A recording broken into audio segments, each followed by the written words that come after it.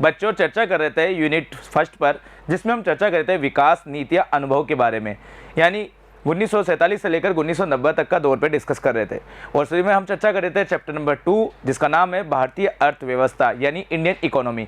Indian economy में हम discuss कर रहे थे 1950 से लेकर 1990 का टाइम पीरियड। अच्छा, इसे 1950 से 90 का क्यों कहते हैं? क्योंकि भारत में आर्थिक नियोजन की शुरुआत के लिए पंचवर्षीय योजना की शुरुआत है और इसके लिए योजना का गठन किया गया 15 मार्च 1950 से। इसलिए कहा जाता है कि 1950 से ही भारत में आर्थिक नियोजन का दौर शुरू हुआ, पर विधिवत रूप से आर्थिक नियोजन की शुरुआत 1 अप्रैल 1951 से मानी जाती है।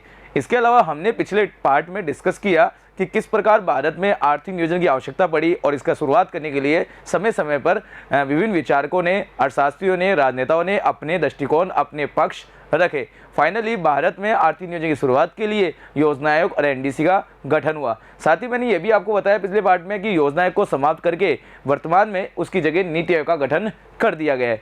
अब बच्चों, इस पार्ट में हम चर्चा करेंगे 5 ईयर प्लान के बारे में, पंचवर्षीय योजना के बारे में कि आर्थिक नियोजन के क्या लक्ष्य होते हैं, पंचवर्षीय योजना में कौन कौन बिंदुओं पर चर्चा की जाती है, क्यों पंचवर्षीय योजना बनाई गई, इस पर हम चर्चा करेंगे। देखिए, मैं आपको एक चीज़ बताना चाहूँगा। देखिए, जब देश आज़ाद हुआ था तो उस समय भारत की आर्थिक स्थिति काफ़ी दयनीय थी। भारत पिछड़े हुए देशों की तरफ था, भारतीय अर्थव्यवस्था गर्त की ओर थी, आर्थिक पिछड़ापन था, गतिहीन अर्थव्यवस्था थी। ऐसी दशा में भारत की अर्थव्यवस्था को उत्थान करने के लिए, विकास करने के लिए, कल्याण करने के लिए, देश के लोगों का जीवन स्तर ऊंचा करने के लिए, रोजगार के नए अवसर पैदा करने की आवश्यकता थी। इसलिए भारत में दीर्घकालीन नियोजन करना अत्यंत आवश्यकता था। दीर्घकालीन नियोजन के रूप में हमने 5 ईयर प्लान का जो फॉर्मूला लिया वो हमने रूस से लिया। लेकिन 5 ईयर प्लान के फॉर्मूले में हमें कौन कौन से लक्ष्यों पर ध्यान देना है, इस पर अब हम चर्चा करते हैं। तो देखिए, किसी भी योजना का एक स्पष्ट और एक निर्धारित उद्देश्य जरूर होता है। उन उद्देश्यों में मेन मुख्य बात होनी है, इन 4 चीज़ों पे वो काम करने चाहिए। पहली चीज़ कि वो ग्रोथ पे फोकस करने वाले होने चाहिए, आधुनिकीकरण पे ध्यान देना चाहिए, सेल्फ रिलायंस, आत्मनिर्भरता पे और समानता। तो इन चारों फैक्ट्स पे बात करते हैं। सबसे पहले बात करते हैं ग्रोथ। देखिए, विकसित और विकासशील देशों में और निर्धन राष्ट्रों में जो डिफरेंस देखा जाता है, उसमें पहला डिफरेंस और सबसे मेजर डिफरेंस जो होता है वो ग्रोथ के बेस पे ही होता है। देखिए, जो विकसित देश है जैसे अमेरिका, जापान, इटली, रूस, यहाँ इनकी जीडीपी हमसे कई गुना आगे है। विकासशील देश विकास की ओर अग्रसर है, जबकि अगर हम बात करें डेवलपिंग कंट्री तो बढ़ती विकास की ओर है, वही अगर हम पुअर कंट्री की बात करें तो वो हमसे भी पीछे है। इंडिया इस समय डेवलपिंग कंट्री है, ध्यान रखिएगा। तो ऐसी दशा में जीडीपी के बेस पे हम करते हैं। तो देखिए, ग्रोथ का मतलब है आर्थिक रूप से संपन्न होना, समृद्ध होना। समृद्धि में क्या होता है कि देखिए, दिए गए समय अवधि में एक देश की जो वस्तुएं सेवाएं उनका समग्र उत्पादन में बढ़ोतरी करना, रोजगार के नए अवसर पैदा करना, ये एक दीर्घकालीन नियोजन का हिस्सा होता है और इसमें सकल घरेलू उत्पाद में वृद्धि होना आवश्यक है, तभी उसकी जीडीपी दी जाती है। इसके अंतर्गत उस देश का व्यापार, कृषि, उद्योग, वाणिज्य, आर्थिक क्रियाओं पर विस्तार करना आवश्यक होता है। आर्थिक समृद्धि की बात करें, क्योंकि इकोनॉमिक्स की हम बात कर रहे हैं तो यहाँ आर्थिक समृद्धि पर ध्यान दिया जाएगा। तो आर्थिक समृद्धि की बात करें तो इसका जो सूचक होता है वो सकल घरेलू उत्पाद होता है, जीडीपी होता है। अब जीडीपी किसे कहते हैं तो मैं इसको भी स्पष्ट करना चाहूंगा कि एक देश की भौगोलिक सीमा के भीतर एक निश्चित समय अवधि के दौरान उत्पादित किए जाने वाले समस्त वस्तु सेवाओं के मौद्रिक मूल्य के योग से है। ध्यान रखिएगा, इसे हम जीडीपी कहते हैं। इससे ये पता चलता है कि उस देश ने एक निश्चित अवधि में कितना उत्पादन किया उसमें, और इसके आधार पर साथ ही राष्ट्रीय की गणना कई अलग अलग तरीके से होती है। उत्पाद विधि के आधार पर अलग होती है, आय विधि के आधार पर अलग होती है और व्यय विधि के आधार पर अलग होती है। तो हम यहाँ पे उत्पाद, आय और व्यय विधि के आधार पर इसका निर्धारण करते हैं। चलिए आगे बात करते हैं। अर्थव्यवस्था के प्रत्येक क्षेत्र में द्वारा दिया गया जो योगदान होता है वो एक संरचनात्मक ढांचा प्रदान करता है।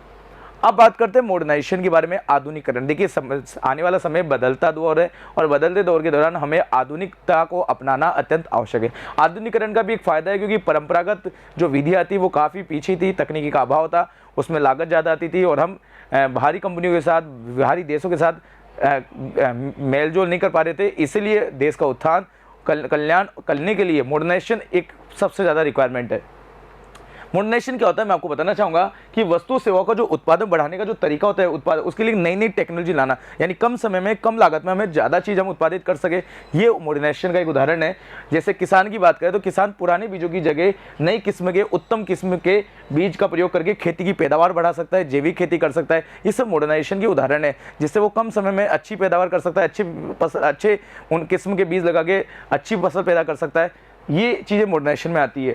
आधुनिक प्रौद्योगिकी में प्रति इकाई उत्पादन पर ज़्यादा जोर दिया गया है और इस पर फोकस किया गया है। लेकिन आधुनिकीकरण का एक नुकसान भी है क्योंकि इससे बेरोजगारी उत्पन्न होती है, क्योंकि इस जगह मॉडर्नाइजेशन में मशीनी क्षेत्र का दौर बढ़ा है।